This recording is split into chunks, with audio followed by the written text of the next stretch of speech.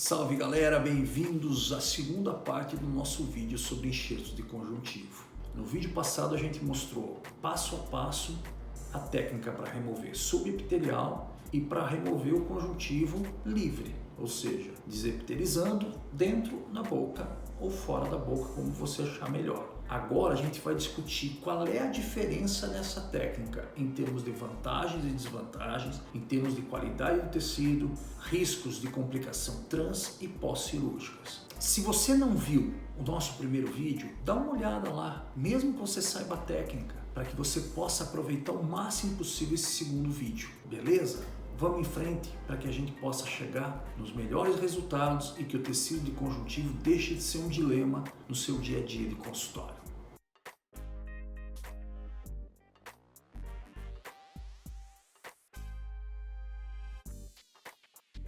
Na mucosa do palato, nós temos praticamente 4 faixas de tecido diferente, 5 se a gente contar o epitélio. Mas a parte do conjuntivo, a gente tem a parte fibrosa, uma parte que é gordura, uma parte que é glandular e, claro, o periósteo. Dessas partes, a que interessa para nós é a parte mais superficial, é a parte logo abaixo do tecido conjuntivo, que é a parte fibrosa. E essa parte fibrosa, ela é maior próximo à margem cervical dos dentes. Então é nessa região onde está a melhor qualidade de tecido para a gente remover. Por essa razão que a nossa incisão, seja para a técnica do subepitelial, para a técnica do enxerto livre, ela deve ser feita 2 milímetros afastadas da margem cervical. Menos que isso eu posso trazer problemas periodontais para os dentes. Mais do que isso, eu vou estar perdendo tecido de qualidade. Quanto mais para a cervical, maior quantidade de fibrose, menos gordura, menos glândula. Então esse é o tecido melhor. Quando eu avalio de pré-molar em direção à molar, ou seja, da região anterior para a região posterior, a região de pré-molares ainda me dá uma qualidade melhor. Então, se eu preciso tirar pouco enxerto para a área de um dente, mais ou menos, a minha melhor opção é a região mais cervical dos pré-molares. Não que na região dos molares esse tecido conjuntivo não serve. É que na região dos pré-molares eu tenho mais fibras, menos gordura e menos glândula do que na região dos molares. Então essa é a nossa região de opção. Quando a gente faz a técnica do subepitelial, normalmente o volume que vem de enxerto é maior. Agora, normalmente vem boa parte desse tecido que a gente obtém nessa região, ele é composto pela parte de gordura e pela parte de glândula. E essa parte vai ser reabsorvida durante a remodelação do tecido. Então, muitas vezes, volume que eu tiro não quer dizer volume que eu vou obter. Quando eu tiro a parte mais superficial e essa parte mais fibrosa, a minha reabsorção é muito pequena. Quando eu tiro tecido gorduroso e tecido glandular, a minha reabsorção vai para mais ou menos 30%, se você fizer tudo certo na sua técnica. Então, esse tecido mais superficial e mais anterior é a melhor região para eu obter enxerto autógeno de tecido conjuntivo, certo? Outra pergunta que sempre fazem para a gente é o risco de ter uma hemorragia removendo enxerto de conjuntivo do palato. A chance disso acontecer ela é muito pequena, a menos que você não conheça a anatomia dessa região e que você invada regiões onde existem vasos potentes. Então, para que possa ser evitado esse tipo de hemorragia, a primeira coisa que eu tenho que fazer é localizar os vasos que passam na região. Claro que eu não vou precisar dissecar esses vasos, mas através de diversos artigos, principalmente em cadáver, a gente consegue ter uma noção bem boa da onde se localizam tanto o forame nasopalatino quanto o feixe vasculo-nervoso que passa nessa região.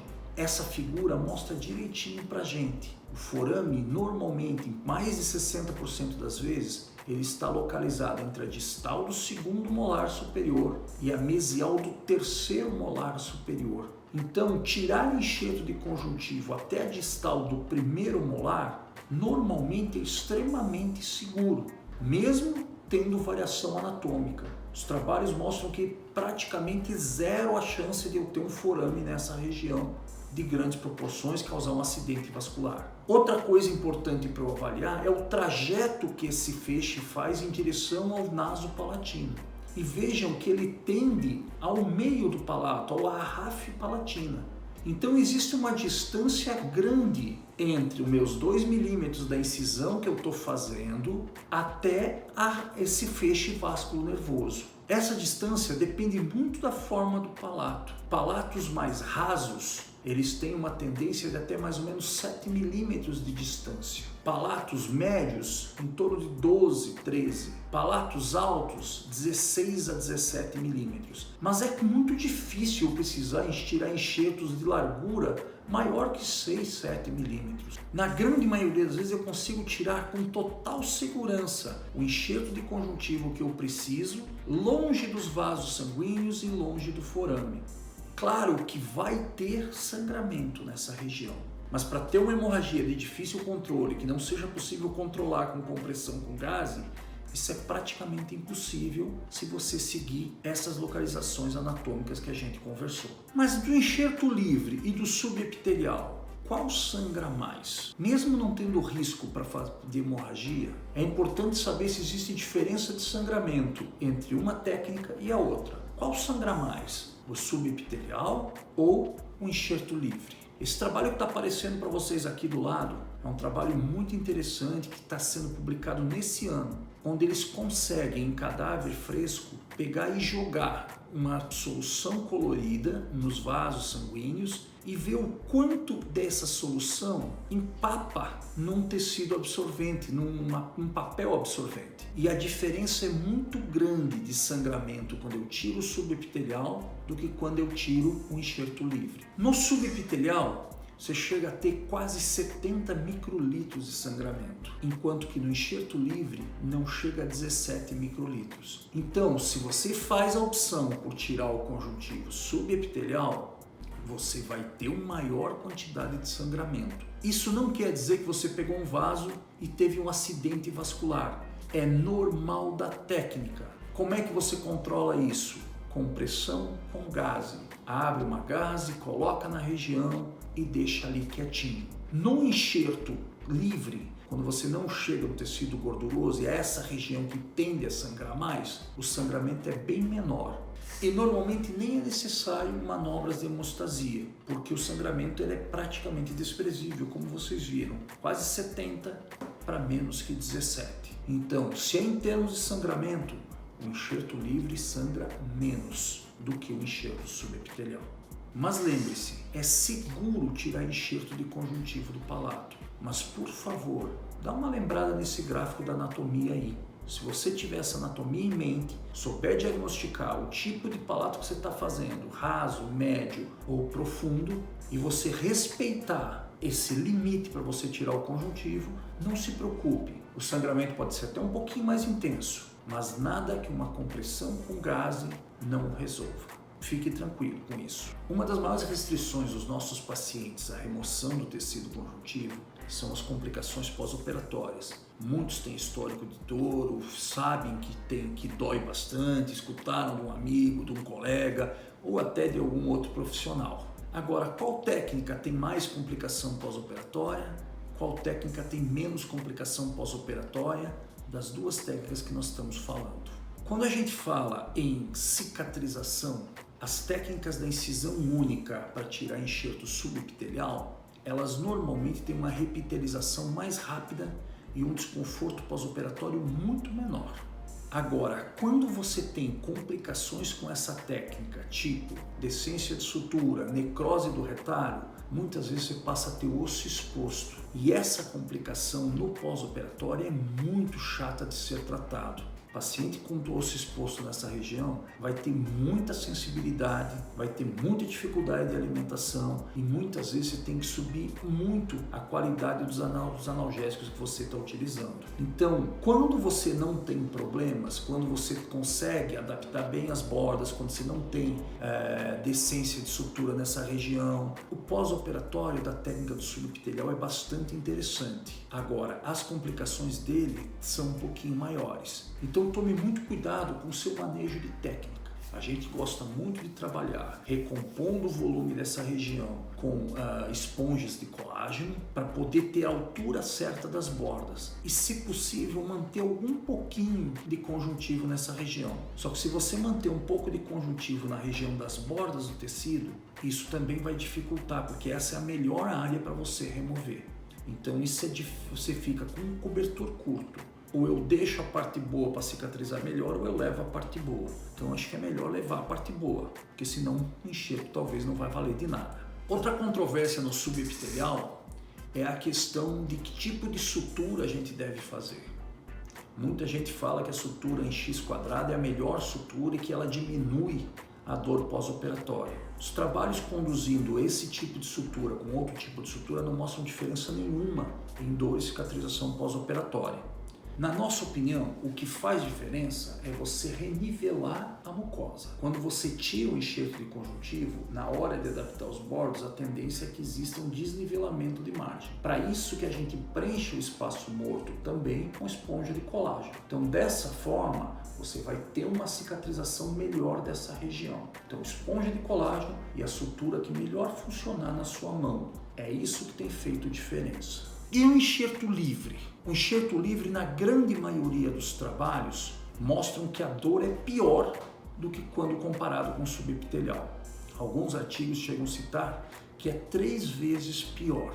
Tudo vai depender de como você vai proteger a ferida. Se você conseguir proteger essa ferida decente na primeira semana, o índice de dor é muito menor. Esse é um trabalho muito interessante que vocês estão vendo aqui do lado, em que ele mostra diversas maneiras de proteger a ferida no pós-operatório.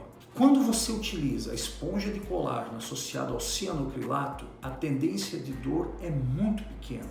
No trabalho que eles mostram, tende a 0. Como assim tender a 0 na dor? Para se medir dor, a gente usa uma escala conhecida como VAS, sendo que 0 é paciente sem dor e 10 é a pior dor jamais sentida. E vejam que esse gráfico mostra que a tendência de dor usando esponja de colágeno e cianocrilato juntos tende a 0. Vários profissionais também têm ótimos resultados usando placas de acrílico para proteger o palato. Então a dor pode ser extremamente bem controlada com manobras locais no enxerto livre. Essas manobras que a gente conversou com vocês igualam os índices de dor nas duas técnicas.